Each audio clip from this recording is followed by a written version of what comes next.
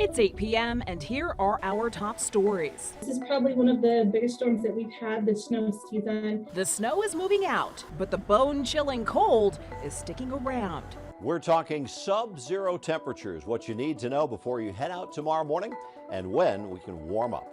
Travelers running into ice on the roads and in the sky. I knew it was going to snow, but I didn't know it was going to be delayed this bad. But maybe don't touch that thermostat. XL's rate hikes might have you bundling up instead. There are a lot of people, this really impacts their bottom line. Plus, a couple critters conducting their scientific method to see how long winter's gonna last. A child's life gone in a moment after an amusement park ride goes terribly wrong. What kind of message does that send to this park and other parks? Tonight, parents outraged that the DA won't pursue charges. The criminal justice system has let them down.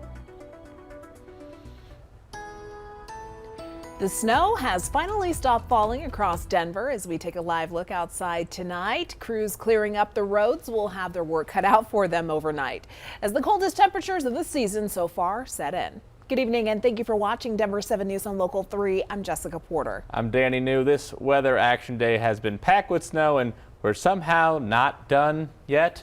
Let's take a look at some of those snowfall totals. Commerce City received some of the most snow in the metro with more than a foot. Then you got the east and downtown parts of Denver that got the most in the city with just under a foot.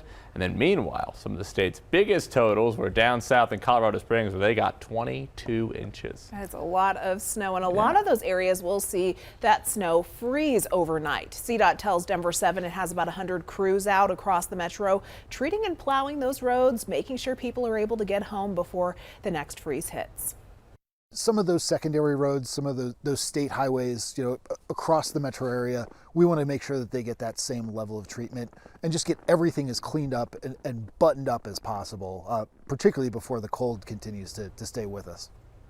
So let's get right to our team coverage on this weather action day. Denver 7's Bayan Wang is live in Denver where temps are dropping by the minute. First, let's go to Chief Meteorologist Mike Nelson with a look ahead at conditions. Good evening, Mike. Hey, good evening, you guys. And Dan, I got to hand it out. You do a story about ice cream on a day like today. That's pretty good. Let me show you what's happening right now along the Front Range. This is the view out in Boulder on the Pearl Street Mall. Nobody out there at the moment. I've seen a few intrepid folks very bundled up, and there's a good reason for that. The temperatures are already below zero in many locations along the Front Range. Already 7 below at Ward Berthoud Pass, is 9 below. Evergreen is at 9 below zero as well. And look downtown, we're at 4 currently. And out at the airport, temperatures are already below zero. Across the region, it is really cold. Northwest corner of the state with temperatures 13 below zero right now at Craig. And the cold is really going to take hold overnight tonight as temperatures drop to 20 to 30 below in the high mountain valleys. Meanwhile, on the plains, as the snow ends, we'll see temperatures about 5 to 10 below zero. Headlines, flurries stop falling, temps keep dropping, and temperatures are going to be very cold by tomorrow morning with slick roads. But fortunately, conditions will bounce back. We do have some readings in the 40s to near 50 degrees coming up in the 7-day forecast. I'll have details in just a bit. Thank you, Mike. And just like Mike said, the cold is really the concern tonight. Yeah, Denver 7's Bayan Wang joins us live from Denver with some tips to help us beat the freeze tonight. Bayan? Yeah, certainly a lot of tips. And Danny, welcome to Colorado. I know you spent the last several years in Florida, completely opposite climate. So here's a tip for you. These little things, they're hand warmers.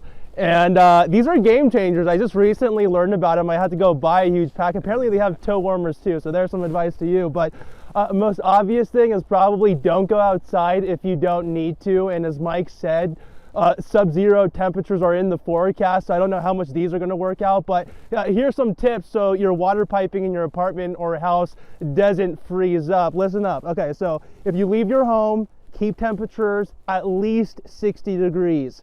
Make sure curtains are down and keep your home insulated. Keep cabinet doors under sinks open to expose water pipes to warm air. Turn on all your faucets to a slow drip, and if it isn't obvious already, keep your pets inside. And come to find out, my photog and I weren't the only ones outside today. Oh, it's the coldest day I've ever felt. It really is. I'm from Philly, and this is still colder than anything I've dealt with. I was expecting it to be cold, but not like this, not to where I can't even walk. I've never felt anything like this at all whatsoever. This is a completely different environment for me. I got a lot of thermals on right now, so I'm doing the best that I can to stay warm. And I got a lot of thermals on too, and you want to make sure your kids are all bundled up tomorrow if they have to take the bus to school.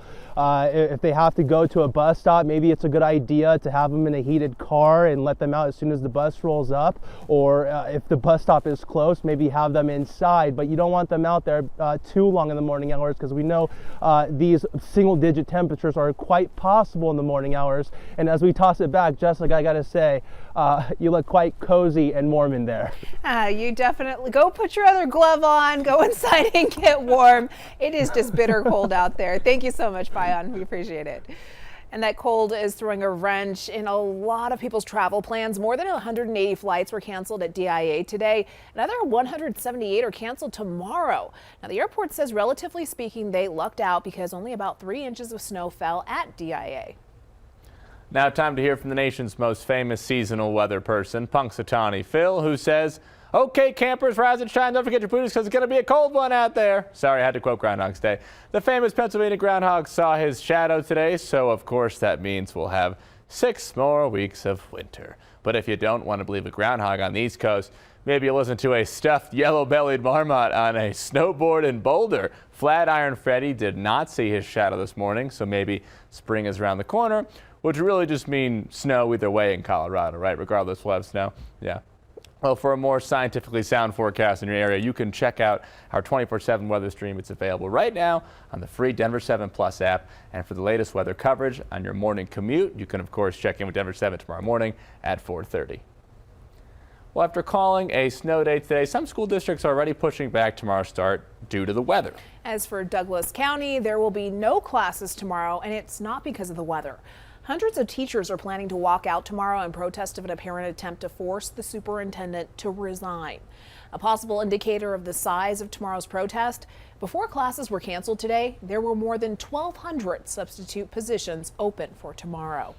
A 60-year-old skier is accused of running over a 13-year-old at Beaver Creek, and deputies are hoping that you can help find him.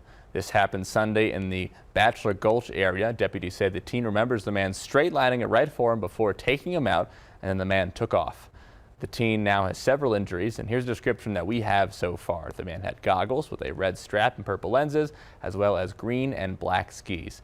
And if you know anything, you can call the Eagle County Sheriff's Office. No charges will be filed in the death of a 6-year-old girl at a Glenwood Springs amusement park. Her family intends to keep fighting all the same. Denver 7's Jason Grenauer reports. They said this decision, no charges whatsoever, treats their daughter's life as cheap and meaningless. That was written in a statement. We spoke with the family's attorney.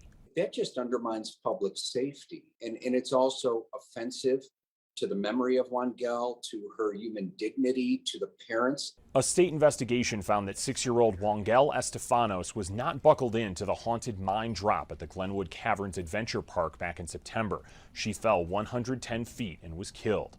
The 9th Judicial District Attorney said in a statement they could not prove criminal negligence or criminal recklessness and therefore would not be filing any criminal charges. And the state found they didn't fasten her. And when the warning light told them there was a problem with her seatbelt, they came back repeatedly and still didn't fasten her. So the parents are saying, if that isn't recklessness, what is?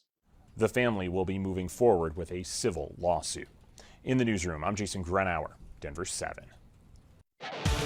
One of the coldest nights so far this season. I'll let you know when warmer temperatures will be coming our way. Freezing nights were meant for blasting the heat, but rising utility rates are giving customers the cold shoulder. They are seeking to recover $550 million from their customers for both electric and gas services. And new video showing the first interactions with Barry Morphew following his wife's disappearance. Was it a crash?